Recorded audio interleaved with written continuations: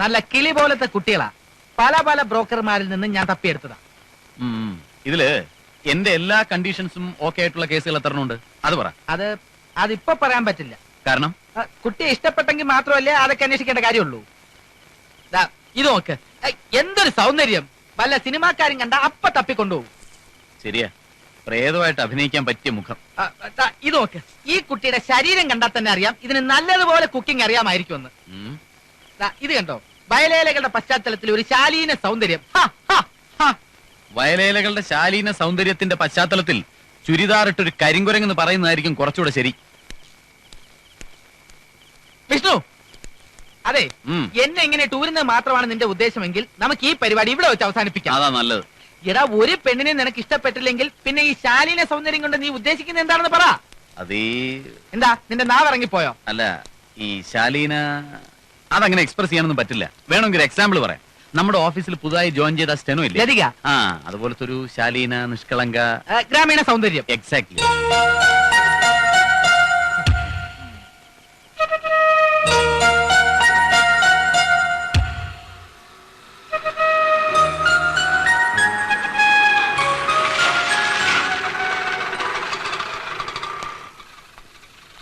എന്തായി? എല്ലാ വിവരങ്ങളും ഞാൻ ലതികയോട് ചോദിച്ചു. Very good. എന്നിട്ട് ഡ്രൈവിംഗ് മാത്രം അറിയില്ല. അത്രേ ഉള്ളൂ. അത് സാരമില്ല, നമുക്ക് ഈസി ആയിട്ട് പറയുന്ന മുഴുവൻ കേൾക്ക്. ഡ്രൈവിംഗ് മാത്രം അറിയില്ലായിരിക്കുന്ന ഞാൻ വിചാരിച്ചത്. എന്നാ സംഗതി അങ്ങനെയല്ല. ലതികയ്ക്ക് ഡ്രൈവിംഗ് അറിയില്ല, ഹിന്ദി അറിയില്ല, ക്ലാസിക്കൽ മ്യൂസിക് അറിയില്ല, വെസ്റ്റേൺ ചൈനീസ് കുക്കിങ്ങും അറിയില്ല. പിന്നെ ഞാൻ മനസ്സിലാക്കിയെടുത്തോളം ആ കുട്ടിക്ക് ധൈര്യം എന്ന് പറയുന്നത് 4 അയലത്തൂടി പോയിട്ടില്ല. ഈ വിവാഹം നടക്കുമെന്ന് എനിക്ക് തോന്നുന്നില്ല. വിഷ്ണുവിന് സ്ത്രീധനം ഒരു പ്രശ്നമല്ലാത്തതുകൊണ്ട് ഈ വിവാഹം ശരിയാക്കിയാൽ അത് മാഷിന് വേണ്ടി ചെയ്യാവുന്ന ഏറ്റവും വലിയ ഉപകാരമായിരിക്കും. പിന്നെ ഒരു സമാധാനമുണ്ട്. ലതികയെ പോലൊരു പെൺകുട്ടിയാണ് സങ്കല്പത്തിലുള്ളത് എന്ന് വിഷ്ണു പറഞ്ഞതിന്റെ അർത്ഥം ആ കുട്ടിയെ അവൻ ഇഷ്ടമായി എന്നാണ്. So first condition is okay. ബാക്കി 6 കണ്ടീഷൻസ് അതിപ്പോ കെട്ടിപ്പോയി. ഈ വിവരങ്ങളെല്ലാം ചോദിച്ചറിഞ്ഞത് എന്തിനു വേണ്ടിയാണെന്ന് ലതികയ്ക്ക് അറിയില്ലല്ലോ. പിന്നെ അത്രയ്ക്ക് മണ്ടിയാണ് ഞാൻ. അതിപ്പോ ആരെങ്കിലും സ്വയം സമ്മതിച്ചിരുന്ന കാര്യമാണോ? ഞാൻ പറഞ്ഞു വന്നത് ബാക്കി 6 കണ്ടീഷനുകളും ലതികയ്ക്കുണ്ടെന്ന് നമ്മൾ വരുത്തുന്നു. അതെങ്ങനെ? അതിനൊക്കെ വഴിയുണ്ട്. പക്ഷെ അതിനു മുമ്പ് ഒരു അലിഖിത കണ്ടീഷൻ ഉണ്ടല്ലോ. അത് ഓക്കെ ആണോ എന്നാണ് ഇനി അറിയേണ്ടത്. എന്ത്? ജാതക പൊരുത്തം. സമസപ്തമം.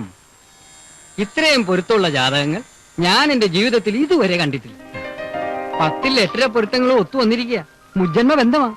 ഈ വിവാഹം നടത്താൻ വേണ്ടി നീയോ നിന്റെ കൂട്ടുകാരിയോ പ്രത്യേകിച്ച് ശ്രമിക്കേണ്ട കാര്യമൊന്നുമില്ല. അത് താനേ നടന്നിരിക്കും. ഇതൊക്കെ ഇത്ര കൃത്യമായിട്ട് ഇതിൽ എവിടെ എഴുതി വെച്ചിരിക്കുന്നത്? ജ്യോതിഷത്തെ കളിയാക്കല്ലേ. വേണ്ട. വിഷ്ണുവിന്റെ ലതികയുടെ വിവാഹം നടന്നില്ലെങ്കിൽ നീ എന്നെ കഴുതയെന്ന് വിളിച്ചു. അതിപ്പോ ജീവിതത്തിൽ ഇതുവരെ കഴുതയെന്നുള്ള വിളി കേട്ടിട്ടില്ലാത്ത ഒരാളാണ് ഇങ്ങനെ പറയുന്നതെങ്കിൽ ഓക്കെ. സാറിപ്പോ അങ്ങനെയല്ലല്ലോ. അതെ. എന്താ കാര്യം എന്ന് പറഞ്ഞു? കാര്യമൊക്കെ ഇവിടെ വന്നിട്ട് പറയാവുന്നാ പറഞ്ഞത്. വളരെ ഗൗരവമുള്ള വിഷയമാണെന്ന് മാത്രം പറഞ്ഞു. എന്നിട്ട് ആളിനെ കാണുന്നില്ലല്ലോ. ദാ എത്തിയല്ലോ. നിങ്ങൾ വന്നിട്ട് അധികം നേരമായോ? ഇല്ല. ഇനി പറഞ്ഞേ, എന്താ ഇത്ര അത്യാവശ്യ കാര്യം? എനിക്കിന്നലെ രാഘവ മാഷിന്റെ കത്തുണ്ടായിരുന്നു. അച്ഛന്റെയോ? അതെ. വേറൊന്നുമല്ല, ലതികയ്ക്ക് എങ്ങനെയെങ്കിലും ജോലി പെർമനന്റ് ആക്കി കൊടുക്കണം. വീട്ടിലെ പ്രാരാബ്ദങ്ങളെ കുറിച്ച് ഓർത്ത് അച്ഛന് വിഷമിക്കാനേ നേരുള്ളൂ. പക്ഷേ ലതികയ്ക്ക് അറിയാമല്ലോ, പോസ്റ്റ് പെർമനന്റ് ആക്കി കിട്ടുക എന്നുള്ളത് അത്ര എളുപ്പമുള്ള കാര്യമല്ല. അപ്പോ ലതികയും പിരിച്ചുവിടാന്നാണോ? കൃഷ്ണൻകുട്ടി വിചാരിച്ച പെർമനന്റ് ആക്കാൻ ഒരു രക്ഷയില്ലേ? രക്ഷയില്ലേന്ന് ചോദിച്ചാൽ ഒരു ചെറിയ മാർഗമുണ്ട്. പക്ഷെ അത് ഇത്തിരി കടുത്ത മാർഗമാണ്. പുറത്തിറങ്ങിയാൽ എന്റെ ജോലി വരെ പോകുന്ന കേസാ. അയ്യോ, അങ്ങനെ കൃഷ്ണൻകുട്ടിയുടെ ജോലി നഷ്ടപ്പെടുത്തിയൊന്ന് എനിക്ക്. നിക്കേ, എന്താണ് മാർഗം എന്ന് കേൾക്കട്ടെ. അതായത് പോസ്റ്റ് പെർമനന്റ് ആക്കാനുള്ള അധികാരം മാനേജ്മെന്റ് റീജിയണൽ മാനേജർക്ക് കൊടുത്തിരിക്കുക. അപ്പൊ സംഗതി എളുപ്പമായില്ലേ?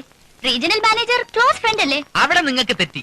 ഇക്കാര്യത്തിൽ വ്യക്തിബന്ധവും സുഹൃത്ത് ബന്ധവും അവൻ നോക്കാറില്ല. Is A very strict administrator. അപ്പൊ പിന്നെ വഴിയുണ്ടെന്ന് പറഞ്ഞത്? പറഞ്ഞോട്ടെ, ചില പ്രത്യേക ക്വാളിഫിക്കേഷൻസ് ഉള്ളവരെ മാത്രമേ വിഷ്ണു പെർമനന്റ് ആക്കൂ. അതെന്താ ഈ പ്രത്യേക ക്വാളിഫിക്കേഷൻസ്? പറയാം. ഫസ്റ്റ് കണ്ടീഷൻ, കുട്ടി ശാലീന സുന്ദരിയായിരിക്കണം. അപ്പൊ ഫസ്റ്റ് കണ്ടീഷൻ ഓക്കെ. നമ്പർ 2, എന്നാൽ മോഡേൺ ഡ്രസ്സും സ്യൂട്ട് ചെയ്യണം. അത് ശരിയാക്കാന്നേ. ഓക്കെ. പിന്നെ ഹിന്ദി ഫ്ലുവന്റ് ആയി സംസാരിക്കാനും എഴുതാനും അറിഞ്ഞിരിക്കണം. ധൈര്യശാലി ആയിരിക്കണം. കൂടാതെ ക്ലാസിക്കൽ മ്യൂസിക് അറിഞ്ഞിരിക്കണം, വെസ്റ്റേൺ ചൈനീസ് കുക്കിംഗ് അറിഞ്ഞിരിക്കണം, ഡ്രൈവിംഗും അറിഞ്ഞിരിക്കണം. ഇതൊന്നും എനിക്ക് അറിയില്ലെന്ന് ഞാൻ ഇന്ദുവിനോട് പറഞ്ഞതല്ലേ. ഓ, അപ്പൊ ജോലി പെർമനന്റ് ആക്കാൻ വേണ്ടിയായിരുന്നോ ഇതല്ല ലതികയോട് ചോദിച്ച് മനസ്സിലാക്കാൻ പറഞ്ഞത്? അതെ. സ്റ്റെനോഗ്രാഫറുടെ ജോലിക്ക് ഇതൊക്കെ അറിഞ്ഞിരിക്കണം നിർബന്ധമുണ്ടോ? ഈ കാര്യം എന്റെ അടുത്ത് ചോദിച്ചിരിക്കട്ടെ, വിഷ്ണുവിന്റെ അടുത്ത് ചോദിച്ചാൽ ഈ ടെമ്പററി ജോലി എന്നെ തെറിച്ചെന്നിരിക്കും. ബന്ധം നോക്കിയിട്ടല്ല അവൻ കണ്ടീഷൻസ് വെച്ചിരിക്കുന്നത്. എന്ത് പറയുന്നു എന്നാണ് എനിക്ക് അറിയേണ്ടത്. എങ്കിൽ എനിക്ക് ഈ ജോലി വിധിച്ചിട്ടില്ല എന്ന് കരുതിയാൽ മതി. കാരണം ഈ പറഞ്ഞ യോഗ്യതകളൊന്നും എനിക്കില്ലല്ലോ. ഉണ്ടെന്ന് ഞാൻ പറയുന്നു. അതെ, അങ്ങനെ വിഷ്ണുവിനെ ധരിപ്പിച്ച് നമ്മൾ കാര്യങ്ങൾ നേടിയെടുക്കുന്നു. ഈശ്വര, അതിനൊന്നും ഞാനില്ല. അങ്ങനെ എടുത്തു ചാടി ഒരു തീരുമാനം എടുക്കണ്ട. അതെ, കുറച്ചൊക്കെ കള്ളത്തരം കാണിക്കാതെ ഇന്നത്തെ കാലത്ത് ജീവിക്കാൻ പറ്റില്ല. ഇത്രയും നല്ല സാലറി ഉള്ള ഒരു പോസ്റ്റ് കിട്ടുന്നതിന് വേണ്ടി ഇത്രയും ചെറിയ കള്ളത്തരങ്ങൾ പറയുന്നത് ഒരു തെറ്റൊന്നുമല്ല. അല്ല എന്തു? ശരിയാ. കണ്ടക്ടർ പോസ്റ്റിന്റെ ഇന്റർവ്യൂവിന് ലോങ് ജമ്പ് ഹൈ ജമ്പ് ഒക്കെ അറിയാവുന്ന ചോദിച്ചപ്പോ ഞാൻ അറിയാവുന്ന കള്ളവാ പറഞ്ഞത്. അതുകൊണ്ട് ആ ജോലി കിട്ടി. എന്നാലും പിന്നീട് എനിക്ക് ഈ യോഗ്യതകളൊന്നും ഇല്ലെന്ന് വിഷ്ണു സാർ അറിഞ്ഞ അപ്പൊ ജോലി പോവില്ലേ? പെർമനന്റ് ആയി കഴിഞ്ഞാൽ പിന്നെ ഇതൊക്കെ അറിയാമോന്ന് ഡെയിലി ചെക്കിംഗ് ഒന്നും ഉണ്ടാവില്ല. ഈ ക്വാളിഫിക്കേഷൻസ് എല്ലാം ലതികയ്ക്കുണ്ട് എന്നുള്ളത് വിഷ്ണുവിനെ എങ്ങനെ ബോധ്യപ്പെടുത്തും എന്നതാണ് പ്രശ്നം. ഇന്ദുവും ലതികയും എന്റെ കൂടെ നിന്നാൽ മാത്രം മതി. ബാക്കി കാര്യങ്ങൾ ഞാൻ ഏറ്റു. എന്നാൽ കൂടെ നിൽക്കുന്ന കാര്യം ഞങ്ങളും ഏറ്റു. അയ്യോ വേണ്ട ഇന്ദു, എനിക്ക് ഇന്ദുവിന്റെ അത്രയും ധൈര്യം പോരാ. എന്നെ കൊണ്ട് പറ്റില്ല. എല്ലാറ്റിനും ഞങ്ങൾ കൂടെ ഉണ്ടാവുന്ന പറഞ്ഞില്ലേ, പിന്നെന്താ? അതെ. ഈശ്വര,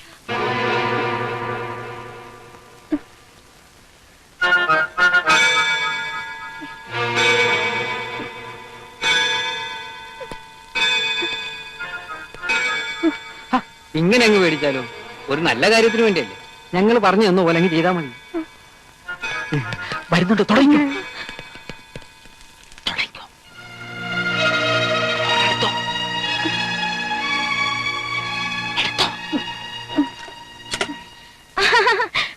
अच्छा सब तो आप ऐसा कीजिए, हाँ एक ओपन टिकट इधर से लीजिए. 24 को सीट खाली है तो हम उस दिन के लिए पक्का कर देंगे. अगर खाली नहीं तो 27 का फ्लाइट पे हम आपको भेजेंगे.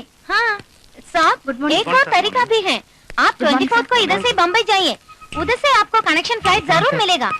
उसका कंफर्मेशन हम इधर से देंगे. हाँ नहीं नहीं, फैर में जरा भी फर्क नहीं पड़ेगा. हाँ दोनों बराबर हैं. हाँ साहब, शुक्रिया साहब, नमस्ते.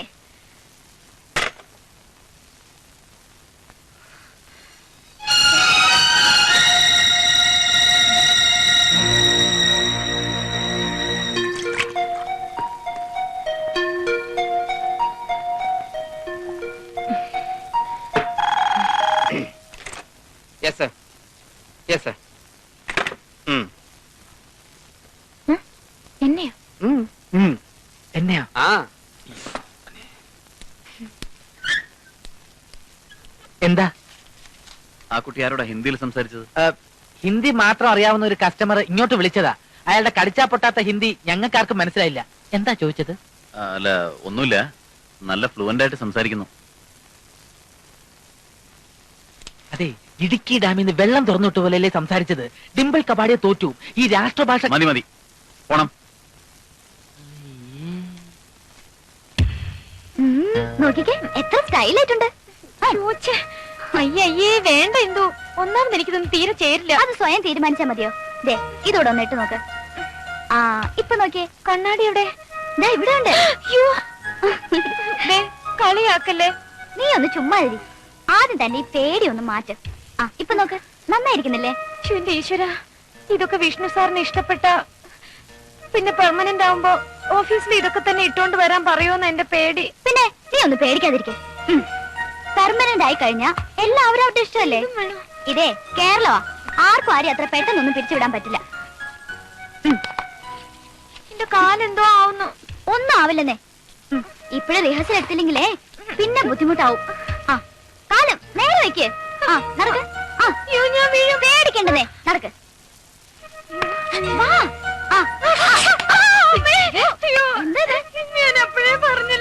എന്താ കാലിങ്ങനെ വെച്ചിരിക്കുന്നത്? നേരെ വെക്ക്. കാലല്ല, കണ്ണട വെച്ചപ്പോ കണ്ണ് കാണാൻ പറ്റുന്നില്ല. അതൊക്കെ തോന്നല. ഇപ്പൊ കുഴപ്പമില്ലല്ലോ. നടന്നാട്ടെ. എന്താ ഇവിടെ? അത് മേറ്റൻ, നാളെ ഇവൾക്ക് ഓഫീസില് ഫാൻസി ഡ്രസ് കോമ്പറ്റീഷൻ ഉണ്ട്. റിഹേഴ്സൽ എടുക്കായിരുന്നു. അല്ലേ? സമ്മാനം ഉറപ്പാ.